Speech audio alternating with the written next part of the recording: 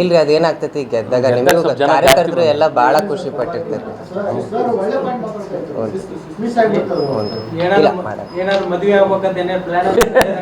ನಮ್ದ್ರ ಯಾರ ಹುಡುಕಿರ ನಿಮ್ದು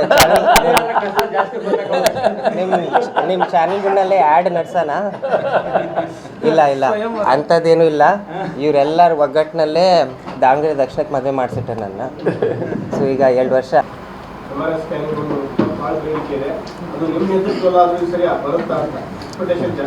ಎಸ್ ಮಾಡೋಣ ಸರ್.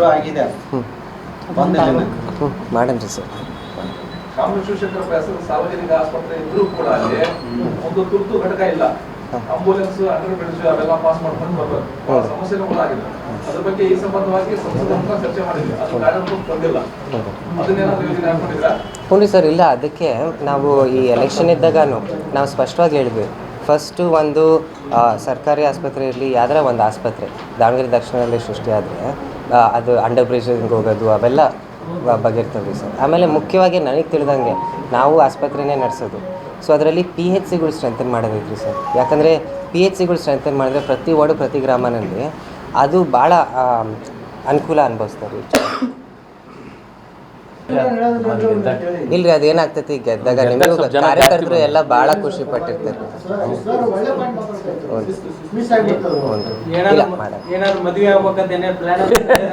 ನಮ್ದ್ರ ಯಾರ ಹುಡುಕಿರ ನಿಮ್ದು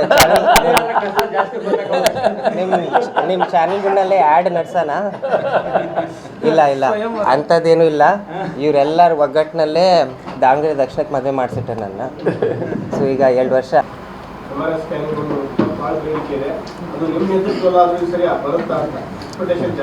ಎಸ್ ಮಾಡೋಣ ಸರ್. ಮಾಡೋಣ ಸರ್.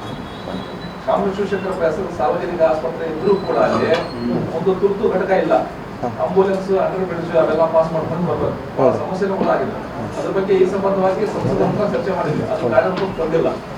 ಅದನ್ನೇನಾದ್ರೂ ಯೋಜನೆ ಹಾಕೊಂಡಿದ್ರಾ? ಹ್ಞೂ ಸರ್. ಇಲ್ಲ, ಅದಕ್ಕೆ ನಾವು ಈ ಎಲೆಕ್ಷನ್ ಇದ್ದಾಗೂ ನಾವು ಸ್ಪಷ್ಟವಾಗಿ ಹೇಳಿದ್ವಿ. ಫಸ್ಟು ಒಂದು ಸರ್ಕಾರಿ ಆಸ್ಪತ್ರೆ ಇರಲಿ, ಯಾವ್ದಾರ ಒಂದು ಆಸ್ಪತ್ರೆ ದಾವಣಗೆರೆ ದಕ್ಷಿಣದಲ್ಲಿ ಸೃಷ್ಟಿಯಾದರೆ ಅದು ಅಂಡರ್ ಬ್ರಿಡ್ಜಿಂಗ್ ಹೋಗೋದು ಅವೆಲ್ಲ ಬಗೆರ್ತವೆ ಸರ್. ಆಮೇಲೆ ಮುಖ್ಯವಾಗಿ ನನಗೆ ತಿಳಿದಂಗೆ ನಾವು ಆಸ್ಪತ್ರೆನೇ ನಡೆಸೋದು.